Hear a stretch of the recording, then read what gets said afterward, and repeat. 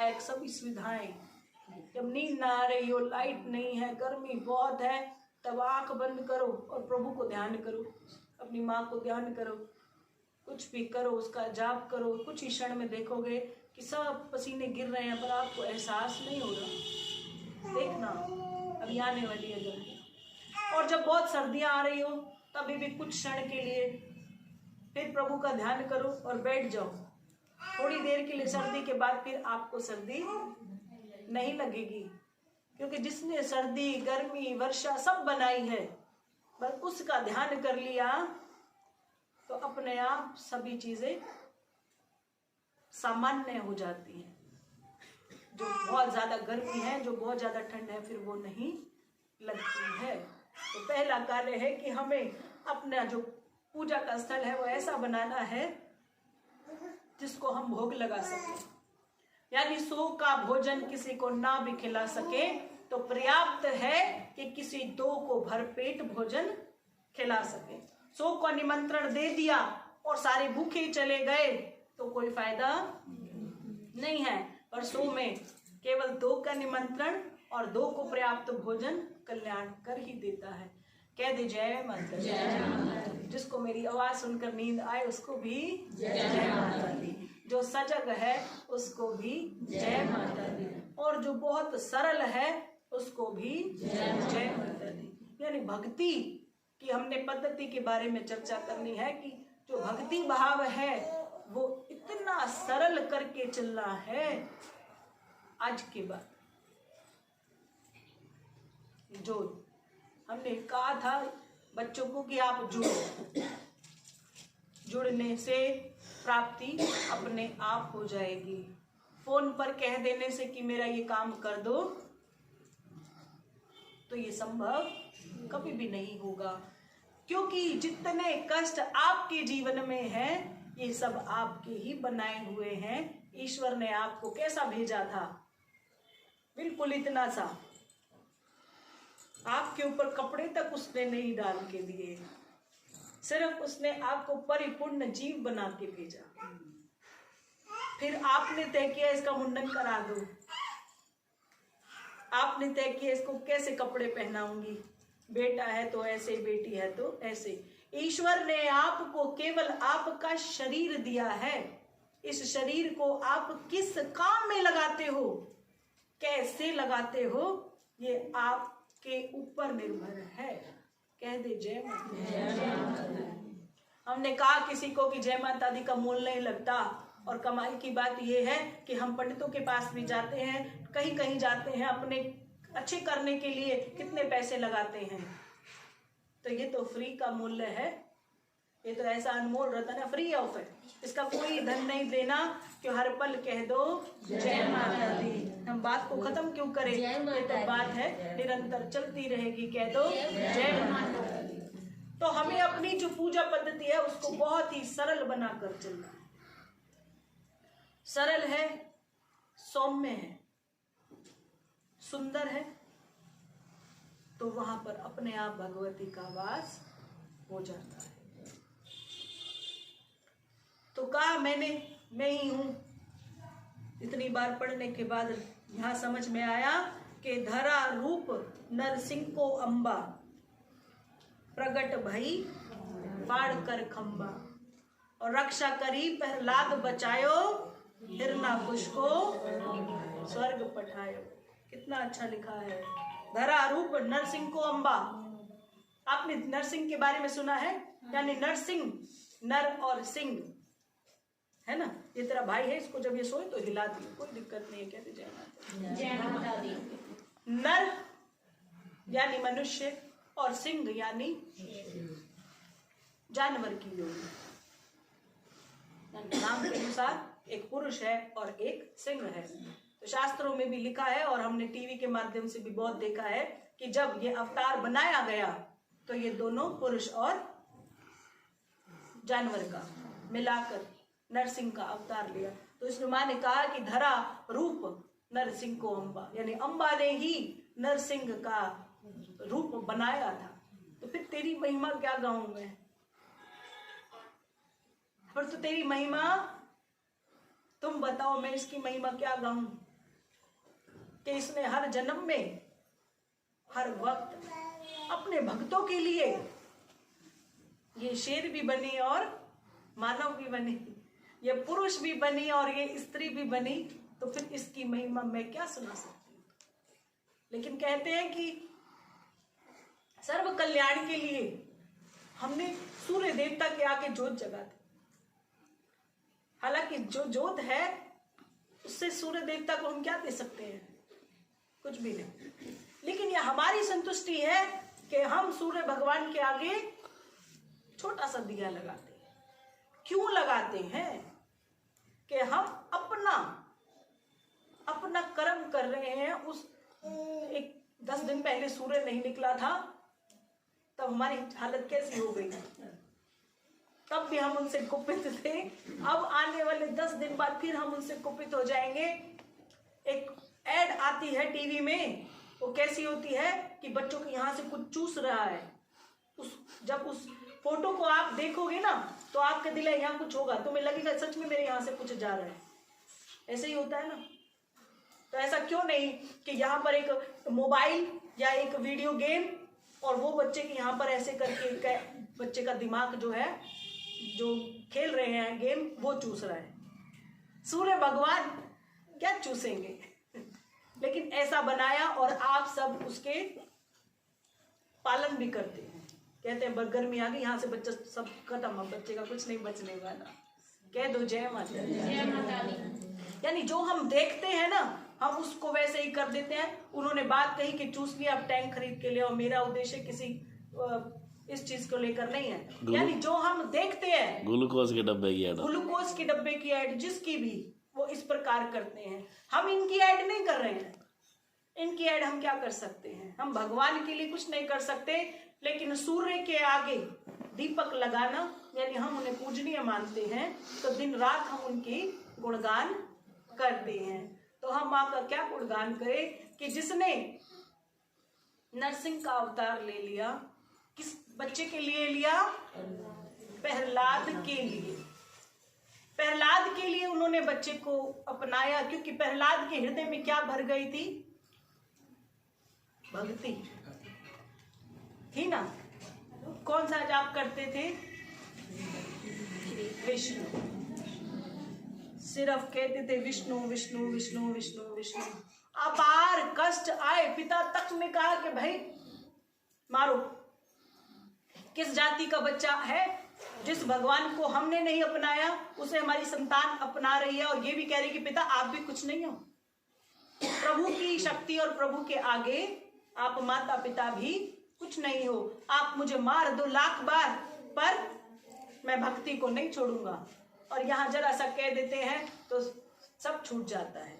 किसी को क्रोध आ जाता है, संसार की बात करें, अपने धाम की बात नहीं कर रहे, जरा सा किसी को कुछ कहते हैं उनको क्रोध आने लग जाता है। तो जब भक्त के मन में भक्ति पैदा हो जाती है, तब माँ किसी भी रूप में अपने बच्चों की लाज रखने पहुंच जाती हैं। इसलिए हम पिछले इतने दिन से यही वाली बात कह रहे हैं कि माँ ने धरा रूप नरसिंह को अम्बा, प्रकट भई बाढ़ कर खंबा, रक्षा करी प्रहलाद बचायो, और हिरणाकुश को स्वर्ग पठायो। स्वर्ग नर्क का विषय तो मैं नहीं कह सकती, बस यही कह सकती हूँ कि आपके जीवन में जो आपकी भक्ति के आड़े आते हैं वो कोई भी हो सकता है। तो आपकी कोई ड्यूटी नहीं है उनको कुछ भी बोलना, उसके लिए माँ स्वयं आती है। इसलिए इस किताब को मैं रोज पढ़ा रही हूँ। ये आपको ग्रंथ उस दिन समझ में आएगा जब आप इसके मायनों को समझ जाओगे कि माँ तूने प्रहलाद के लिए खंबे से आ गई थी। खंबे की कोई पूजा नहीं हुई, कोई आकृति नहीं है कि वो राम है, वो कृष्ण है, या कौन सा पूजनीय है।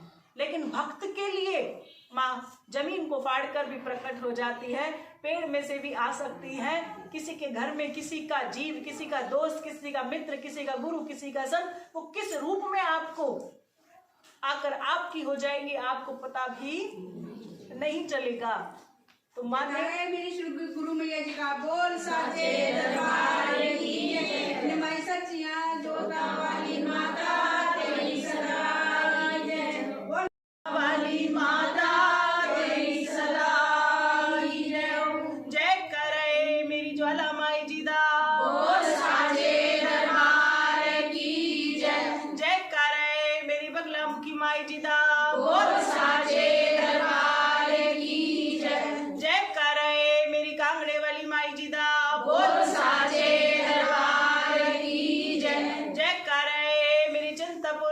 माई जी दा बोल साचे दरबार की जय।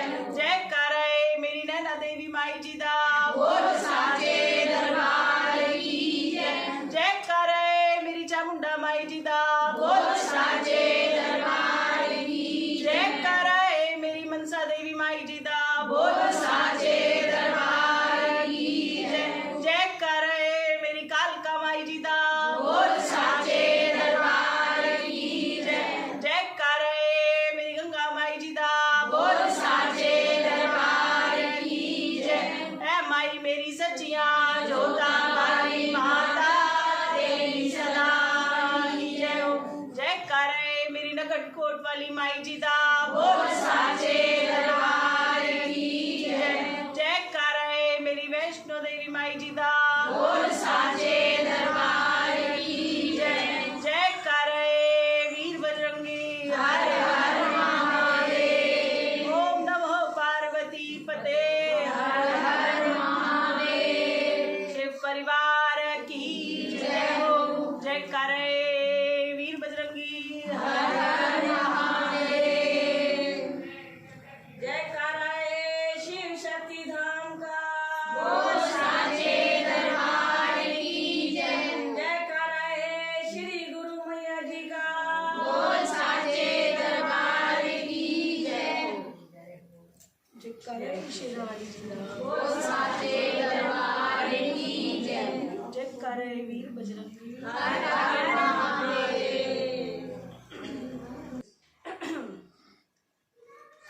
तो हमारा प्यार भरा कुछ नहीं है, ये नाम जो है इसी में ही बहुत प्यार भरा हुआ है। लेकिन कहते हैं कि सब शब्दों के माध्यम से ही ये सृष्टि चली आ रही है। तो सृष्टि में कहा गया कि जो शराब की बोतल है ना, उसे कभी नशा नहीं हुआ। नशा उसी को होता है जो शराब ग्रहण करता है। जिसके भीतर शराब उतर गई, फिर उससे पूछो कि तुझे क्या हो रहा है, वो बता ही नहीं पाएगा।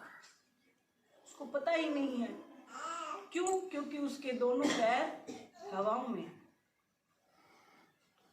और जब उसका नशा उतर जाए, फिर पूछना कि कल रात जो तूने पिया उसका क्या आनंद तूने पाया। वो कहेगा कि कुछ भी नहीं, ऐसा कुछ रात हुआ ही नहीं था। पीने वाला न पी कर उसका आनंद बता सकता है, और बिना पिए भी वो उसका आनंद बता ही नहीं सकता। इसका अर्थ क्या है?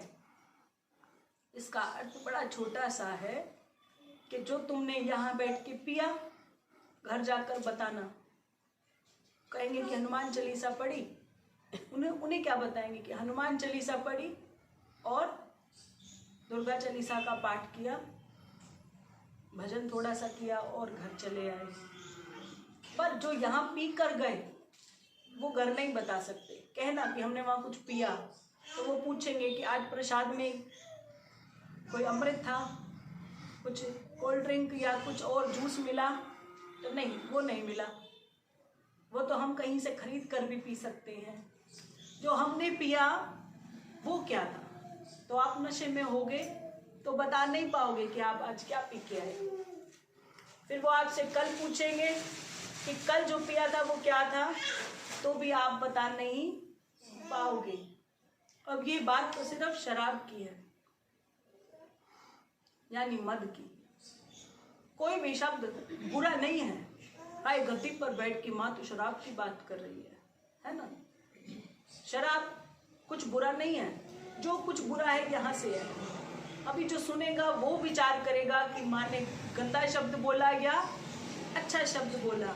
हमने तो इनकी कृपा से बोल दिया। तो कहते हैं कि जो भक्ति का नशा है वो शराब के नशे से 100 गुना ज्यादा है। एक बार शराब का नशा छूट जाएगा, लेकिन अगर आप भक्ति के अमृत सागर में डूब गए तो इतना नशा है कि बाहर आ ही नहीं पाओगे। कहा कि डाकू बन गए तो फिर भी रास्ता वापसी का है। जो डाकू होते हैं ना, सुना होगा आपने कि ये संत था, पहले डाकू था फिर संत बन गया। हम भी पहले डाकू थे, अभी तो संत बने ही नहीं है। तो प्रभु ने कहा कि देखिए, भक्ति का जो रास्ता है ना, उसकी वापसी नहीं है। एक बार आप उसमें डूब गए तो और डूब जाओगे, फिर और डूब जाओगे, फिर और डूब जाओगे। बाहर आपका पति खड़ा है, आपको आवाज लगाएगा, कहेगा डूब गई है, अब वापस आ जा, क्योंकि मैं तट पर तेरी राह देख रहा हूं। तो आप बाहर नहीं आ सकते। आपको ये पता होना चाहिए, अगर आप उसकी आवाज सुन रहे हो, आपको पता चल रहा है मेरा आदमी बुला रहा है, मेरी बीवी बुला रही है, मेरे को समाज बुला रहा है, मुझे कोई बेटा बुला रहा है, मुझे पोती बुला रही है, अगर ये आवाजें आपके कान में निरंतर चल रही हैं तो आप डूब तो गए हो, पर आपके सभी द्वार अभी बंद हैं। यानी ना नाक से गई, ना कान से गई, ना शरीर के रोम रोम में जो हजारों करोड़ों छिद्र है, ना उससे वो अमृत अभी अंदर नहीं घुसा। अब ऐसा नहीं कि अभी डुबकी लगाई है तो आपको नशा हो जाएगा। नशा होने का एक ही तरीका है कि आपने उसको ग्रहण किया या नहीं किया। ऐसा मत समझना कि समुद्र में कूद गया। तो अभी हम हरिद्वार जाते हैं, सभी जाते हैं, महारानी की बड़ी कृपा है वहां, तो वहां पर हम डुबकी लगाते हैं, कान बंद करते हैं और नाक को बंद करते हैं और अंदर सांस रोक लेते हैं, ताकि ये जो जल है हमारे अंदर में चला जाए। क्योंकि अगर ये जल हमारे अंदर चला गया तो क्या होगा, अंदर जाएगा तो सांस कहीं रुक ना जाए, कहीं ये पानी मेरे फेफड़ों में ना घुस जाए, कहीं मैं मर ही ना जाऊं। बाहर आते ही स्नान से निवृत्त होकर सभी मंदिर में दर्शन करके तिलक लगा के 11, 21, 51 श्रद्धा पूर्वक अपनी दक्षिणा देकर सबसे पहले बोतल खरीदते हैं। सबसे पहले बोतल खरीदते हैं और दूसरे भैया को कहते, भैया इसको जरा भर दे। जब घर आता है तब चुंगल में लेते हैं। जब अपार है तब नाक और कान दबोच लेते हैं, कहीं अंदर ना घुस जाए मेरे। और जब ऐसे करके पीते हैं तब कहते कोई मर रहा हो तो गंगा जल का छींटा लगा दो, उसको मुक्ति मिल जाती है। आप कोसों मील दूर चल के पैसा लगाकर परिवार का सब कुछ त्याग करके, घर छोड़ के आप तीर्थ जाते हो, जैसे स्नान करते हो अपने नाक अपने कान में रुई डालते हो और मुंह को बंद करते हो, जहां तक कि उसके अंदर घुसकर आप सांस नहीं लेते हो, क्योंकि आप भय में हो। भय क्या है? अब ये गंगा जल नहीं है, अब ये पानी है। जैसे ही मेरे अंदर घुसेगा और कहीं मेरे लिए कोई कारण ना बन जाए, तब ये पानी है। जब यहाँ अपार मिल रहा है तब ये कुछ नहीं है। जैसे ही आप घर गए और अपने घर में अपने लिए जोत जगाई और किसी का फोन आया कि आप क्या कर रहे हैं, तो आप कहते मैं पूजा कर रहा हूँ। फटाक से बता देते हो उसे एक पल में, पूजा करी, पर ये नहीं बता सके, कह दो कि टीवी देख रहा हूँ, इसको हिला कह जय माता दी। किसने कहा था कि सत्संग में नींद आने लग जाए, तो समझ लो माँ ने उसके लिए फूलों की सेज सजा दी है। कांटों पर नींद आए ना आए, फूलों पर नींद आ जाती है। कह दो जय माता दी। ये तो अब हम ही को तय करना है कि हम हरिद्वार में जाकर कौन सा स्नान करना चाहते हैं। भय मुक्त स्नान करना है तो एक डुबकी लगा लो, देखो प्रभु महारानी मैं भी देखो मेरे कहाँ कहाँ पानी घुसता है। अब घुस गया पानी, तब क्या होगा? तब हमें उल्टी आ जाएगी। कल रात का जो हमने खा रखा होगा, जो हमारे अब तक नहीं पचा होगा, वो बाहर आ जाएगा। कह दो जय उल्टी आएगी ना, तेरे से ही बात करूंगी, तुझे नींद नहीं आएगी। तो जैसे ही खाया हुआ बाहर आ जाता है, ऐसे ही हमारे विकार है। जब आप भजन करते हो, आपको उबासी आती है, आपको नींद आती है, आपको और कोई बाथरूम की दिक्कत हो जाती है, आपको कुछ भी इच्छा हो जाती है, वो आपके अंतः का विकार है। तो जब वो अंदर घुसेगा तो कोई हलचल तो होगी, तब हम मरोगे नहीं। हमारे साथ ये हलचल बहुत साल पहले हो चुकी है, तो हम अपना ही बता सकते हैं, हमें दूसरा ज्ञान नहीं है। तो कल प्रश्न के माध्यम से चर्चा हो रही थी कि हम जब स्नान इत्यादि कर लेते हैं तो हम पूजा करते हैं। जो बच्चे यहाँ कल बैठे थे उनके लिए और जो आज भी बैठे उनके लिए भी, तो पिछली बात से ही अगली बात जुड़ जाएगी कि हमें पूजा जब करनी है तो ये तय कर पूजा करनी है कि जिसकी पूजा हम कर रहे हैं क्या वो हमारे लिए पूजनीय है या नहीं। ऐसा ना हो कि समय भी लगा दो, घी तेल जो सब कुछ लगा दो, पर वो तुम्हारे हृदय में स्थान ना रखता हो। उसका पूजा में सब कुछ है पर आपका मन उसके साथ है ही नहीं, तो ऐसी पूजा व्यर्थ चली जाती है। इसलिए प्रभु ने कहा कि निवृत्त होकर सब कुछ अपनी अंतर शुद्धि कर लिया आपने, जैसी हुई आपसे, पर जब आपकी पूजा स्थल की बात आई और आपने सारे पूछ रहे थे, कल हम बात कर रहे थे, वो कहते मैं सुबह भी दुर्गा चालीसा करती हूँ, रात को भी, फिर मैं शाम को भी करती हूँ। तो या तो हम आचमन विधि के द्वारा अपने अंतः मन को साफ करते हैं, पर हम खुद नहीं कर पाते, तो हम ये काम हमारे साथ तब होता है जब हम पंडित जी के समक्ष बैठते हैं, तब वो हमारी आचमन विधि करा देते हैं। लेकिन जो कहते हैं कि सरल भाव से जो पूजा होती है उसके लिए तो हम बाहर बैठ के कुल्ला मुँह हाथ धोकर आते हैं और अपनी पूजा को करते हैं। तो हमने कहा कि अब ये तो आपके ऊपर है कि कल जो आपने सुना तो अपने वहां जाकर आपने अपने जीवन में उसे कितना उतारा, कि हमने क्या करना है और अपने पूजा स्थल का कैसे श्रृंगार फिर से करना है, वो अब आप पर है। कि यहाँ पर गंगा जल तो बहुत सारा है, पर ऐसा ना हो कि कहीं उल्टी के डर से तुम अपने नाक कान और समस्त छिद्रों को बंद कर लिया, तो यहाँ आकर तो आप कुछ भी पाने वाले नहीं हो। तो मैंने तो वैसे एक दिन किसी को कहा था कि अगर ना समझ में आए तो कल से मत आना, तो वो मेरे इतने आज्ञाकारी गुरुदेव की कृपा से निकले कि आज तक वापस आए ही नहीं है। कह दो जय माता। तो माँ कभी नहीं कहती कि तुम आओ ही मत, माँ तो क्रोध में कह देती है ना, तो भी वो उसमें भी उसका प्रेम छुपा होता है, उसकी डांट में भी उसका प्यार है। वो कभी नहीं कहती कि तुम मुझसे बच्चे हो दूर रहो। उनका अर्थ ये है कि अगर आए हो तो अब नहीं सीख लो, सीखोगे नहीं तो आगे बढ़ सकते ही नहीं है। तो इसलिए कहा कि भक्ति का जो नशा है वो इतना गहरा है कि फिर उसके आगे सब मद फीके पड़ जाते। यानी श्रृंगार,